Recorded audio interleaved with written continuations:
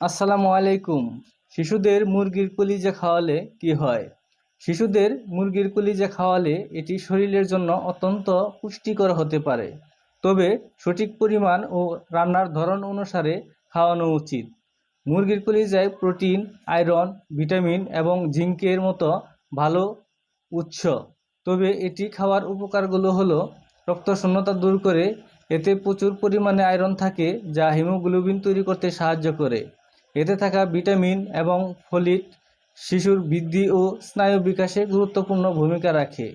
মুরগিতে থাকা vitamin A চোখের দৃষ্টিশক্তি বাড়াতে সাহায্য করে। এছাড়া শিশুর স্বাস্থ্যকর ওজন ও গঠন বজায় রাখে, ত্বক ও চুলের জন্যও উপকারী। তাছাড়া এতে থাকা ফসফরাস ও ক্যালসিয়াম শিশুর হাড় গঠনে সাহায্য করে। এই উপকারগুলো পেতে আপনার শিশুকে মুরগির কলিজা খাওয়াতে পারেন, তবে 1 বছরের নিচে হলে না খাওয়ানোই ভালো।